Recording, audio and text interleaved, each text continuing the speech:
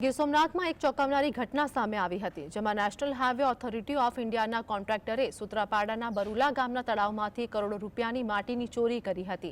હવે આ કેસમાં ખાણ ખનીજ વિભાગે કોન્ટ્રાક્ટરને રૂપિયા 1.31 કરોડનો દંડ ફટકાર્યો છે। ગીર સોમનાથ જિલ્લાના સૂત્રાપાડા તાલુકાના બરુલા ગામના તળાવમાંથી નેશનલ હાઈવેના કોન્ટ્રાક્ટર કલેથિયા એન્જિનિયરિંગે નિયમો વિરુદ્ધ માટીનું ખોદકામ કરી કરોડો રૂપિયાની માટીની ચોરી કરી હતી, જેના કારણે તળાવની પાળો ક્ષતિગ્રસ્ત બનતા ગામની સીમમાં આવેલા હજારો વીઘા ખેતીની જમીન પર તથા તાલુકા મથકને જોડતો મુખ્ય રસ્તો જોખમમાં મુકાયો હતો। સમગ્ર મામલે જિલ્લા કલેક્ટરે તપાસના આદેશ આપ્યા હતા। ત્યારે હવે ખાણ ખનીજ વિભાગે કોન્ટ્રાક્ટરને માટી ચોરી બદલ રૂપિયા 1.31 કરોડનો દંડ ફટકાર્યો છે।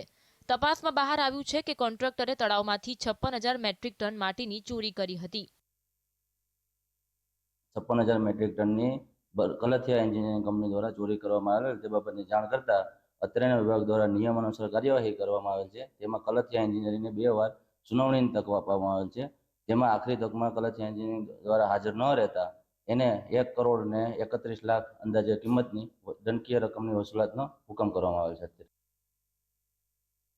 મહત્વની વાત એ છે કે માટી ચોરીનું સમગ્ર કૌભાંડ જવાબદાર તંત્રની મીઠી નજર હેઠળ આચરવામાં આવ્યું હતું, જેમાં કલથિયા એન્જિનિયરિંગના પેટામાં રાજકીય મળતિયાઓ કામ કરતા હતા। આ કૌભાંડને દબાવવા માટે રાજકીય નેતાઓએ ધમપછાડા શરૂ કર્યા હતા, પરંતુ તેઓ સફળ થયા નહીં। હવે જો 30 દિવસમાં દંડના રૂપિયા 1.31 કરોડની રકમ ભરપાઈ નહીં કરવામાં આવે તો કોન્ટ્રાક્ટરની વિરુદ્ધ FIR દાખલ કરવામાં આવશે। અને જો આ દંડકીય રકમ 30 દિવસમાં ભરપાઈ ન કરે અને આમાં અપીલ કે દાખલ ન થાય તો આગળથી નિયમ અનુસાર વસૂલાતની કાર્યવાહી રેવન્યુ રાહે અથવા FIR કે કોર્ટ કેસ જેવી કાર્યવાહી આગળ હાથ ધરવામાં આવશે।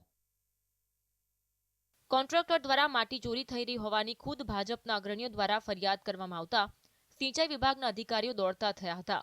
કોન્ટ્રાક્ટરે ચોરેલી માટીનો ઉપયોગ સોમનાથ કોડીનાર હાઈવેના કામ માટે કર્યો હતો। દીક્ષિત પરમાર, GSTV, ગીર સોમનાથ।